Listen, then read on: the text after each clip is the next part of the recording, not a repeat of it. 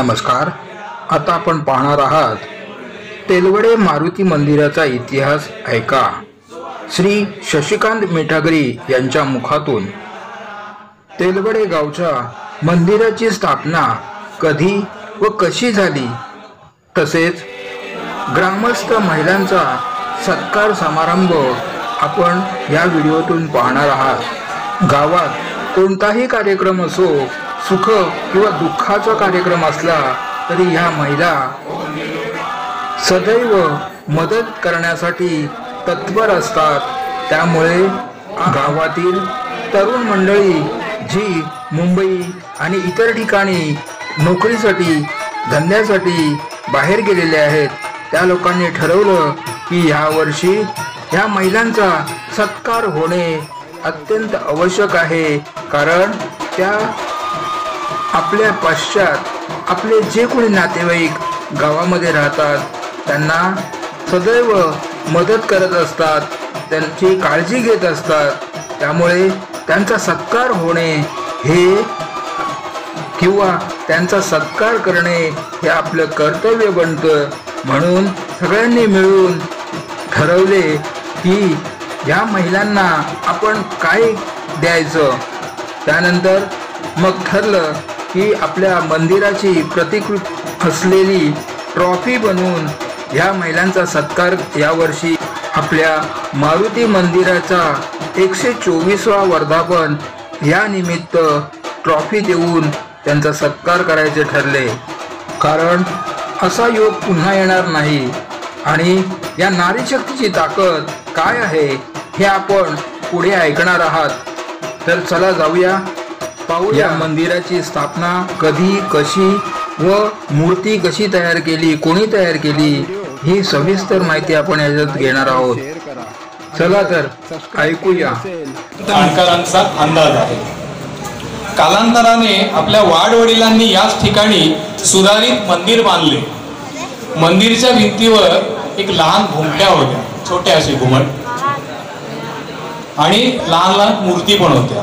मध्येच कौलारू छप्पर होते, त्यावरही घुमट्या होत्या. हे साधारणतः 40 ते 50 वयोवर्षाच्या लोकांना या सगळ्या गोष्टी माहिती आहेत. पण आता जे नवीन जे आहेत 20-25 वर्षाचे जे आपले नोकरी करणारे शिकणारी जी मुलं आहेत, त्यांना ह्या गोष्टी माहिती व्हाव्यात. आपल्या पूर्वजांनी जे जे काही केलं ते सगळं माहिती व्हावं म्हणून हा सांगण्याचा एक प्रयत्न आहे. या मंदिराची हनुमंताची मूर्ती आहे ती कोणा दुसऱ्या कलाकाराने घडवलेली नाही आहे, तर ते कलाकार आपल्या गावातलेच कलाकार होते. कैलासवासी पांडुरामजी म्हात्रे ते पूर्वी आपल्या इथे गुरव म्हणून काम करायचे. त्यांचे वडील रामजी म्हात्रे, आपले हे जे गुरव इथे होते आजोबा, म्हणजे अनंत नागतीच्या समोरचं घर जे आहे ते पात्रवड त्यांना म्हणायचं. तर त्यांच्या आजोबांनी ते घडवलेलं आहे, दामू म्हात्रेंच्या आजोबांनी. आणि दुसरे खालचाळीतले कैलासवासी दगडू बेंडू पाटील यांचे वडील कैलासवासी बेंडू पाटील, आणि आपले जे चंद्रकांत पाटील बुवा जे आहेत त्यांचे आजोबा, या दोघांनी मिळून ही मूर्ती घडवलेली आहे. त्या दोघांना पण पूर्वी काय व्हायचं, दगडातून वस्तू बनवणारे किंवा मूर्ती घडवणाऱ्यांना पातरवट म्हणायचे, म्हणून त्यांना ते टोपण नाव पातरवट पडला होता. तर ह्या दोन कलाकारांनी अगदी मेहनतीने, स्वतःच्या कलेने, कौशल्याने, एकाग्रतेने ही सुबक मूर्त घडवली. आणि ही मूर्ती तेथे असलेल्या काळ्या पाषाणातून घडवली. आता हे कुठे घडवली, तर ते कोंडीवर वऱ्याचा टेप म्हणून एक ठिकाण आहे. आता ते तुम्हाला लोकांना माहीत असतील. हे लोक जे आपण महिला मंडळ वगैरे जे लाकडं वगैरे गोळा करायला जायचं पूर्वी, त्यांना ते माहिती आहे. तर त्या ठिकाणी ही मूर्त घडवली काळ्या पाषाणातून. आणि ते म्हणतात की अद्याप तिथे घडवलेल्या ज्या काही कप्च्या आहेत त्या काही कप्त्या तिथे पाहायला मिळतात. तर अशी मूर्त तिथे ती घडवली गेली. आणि ती मूर्त, पूर्वीचे लोक खूप ताकदवान होते, त्या 14 लोकांनी पूर्वीच्या लाकडाला बांधून ती मूर्त इथं आणली, आपल्या इथे मंदिरामध्ये आणली, असं हे पूर्वीचे जाणकार लोक सांगतायत.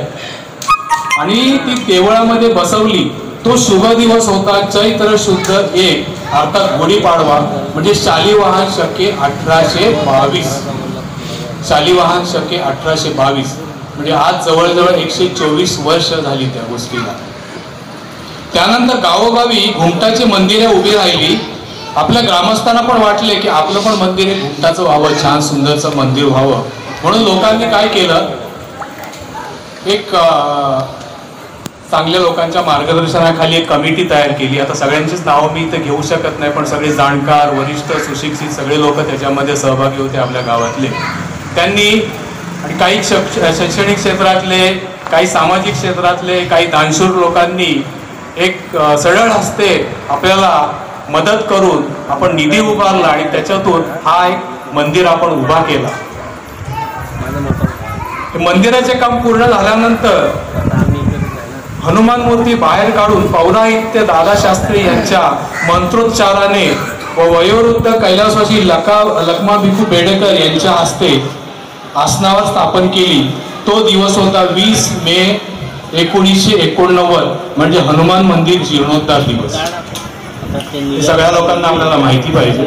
तर हा जो मंदिर आपण बांधला, ह्या मंदिरचा पाया हा तसाच ठेवलेला आहे आणि 10 RCC खांब उभे केलेले आहेत आपण त्याच्यावर आणि त्याच्यावर मग हा मंदिर उभा केला. ते ह्याच्यामध्ये घुमटाचं जे काम केलं, ते घुमटाचे काम करणारे कलाकार होते कैलासवासी यादव बाळू चोरगे नांदगावचे आणि त्यांना सहाय्य केलं त्यांचा मुलगा कैलास यादव बाळू चोरगे. आणि हे जे डिझाईन केलेले आहे, नक्षीकाम वगैरे केलेले आहेत, वरच्या मूर्ती वगैरे जे काही बनवलेले आहे, प्लास्टर केलेलं आहे, रंगरंगोटी जी केलेली आहे, ते आपले वांडे येथील कलाकार कैलासवासी पांडुरंग विठोबा पाटील यांनी ते सगळं केलेलं आहे आणि त्यांना सहाय्य केलं प्रभाकर रामचंद्र भुंकर यांनी. तर अशा प्रकारे हे आपले मंदिरचं काम त्यावेळेला पूर्ण झालं आणि जीर्णोद्धाराच्या वेळेला जवळजवळ 5 दिवस आपल्या इथे अत्यंत महत्त्वाचे मोठमोठे कार्यक्रम झाले, भजन मंडळ झाले, नाटकं झाली, कीर्तनं झाली. अशा प्रकारे आपण ते हे पार पाडलं कार्यक्रम. आता आणखीन एक तुम्हाला इतिहास सांगतो की हा इतिहास काही मी पाहिलेला नाही, पण जुनी लोक सांगतायत की हा जो वरून रस्ता आलेला आहे, या जुन्या पायऱ्या होत्या, हा रस्ता पूर्ण हा जो हे धक्का आहे, धक्का आणि ही पार्वतीचा जो चौथरा आहे, याच्यामधून खाली उतरायचं असे जाणकार लोक सांगतात. कारण ती पिंड जी बघितली तुम्ही, तर पिंड इकडे उभे राहिले तर धक्क्याच्या बाजूला, तर पहिली पिंड लागते, नाही पहिली नंदी लागतो आणि नंतर पिंड लागते. याचा अर्थ इकडं उभे राहून लोक नमस्कार करायचे. नंतर मग त्या पायऱ्या त्याच्या तिकडे वळवल्या गेल्या आणि मग या धक्क्याचं काम वगैरे पूर्ण केलं. हा धक्का पूर्ण आतमध्ये होता, त्यावेळेला तुळशी वगैरे सगळी बांधली गेली आणि मग हा धक्का पूर्ण त्या तिथपर्यंत वळणापर्यंत बांधला गेला आणि मग टप्प्याटप्प्याने पूर्ण तो केला, असं जुनी लोक सर्व सांगतात. नंतर पहा, शंकराला बेलाचं झाड आवडतं म्हणून पूर्वीच्या लोकांनी तिथे बेलाची झाडं पण लावलेली आहेत. तिथे एक बगीचा होता आणि हनुमान मंदिराला, आपल्या हनुमंताला लाल चाफ्याचं फूल, पुरुष जातीचं फूल लागतं, म्हणून ते चाफा पण त्यांनी तिथे लावून ठेवलेला आहे. तर अशा प्रकारचा हा पूर्ण इतिहास आहे त्यावेळेचा.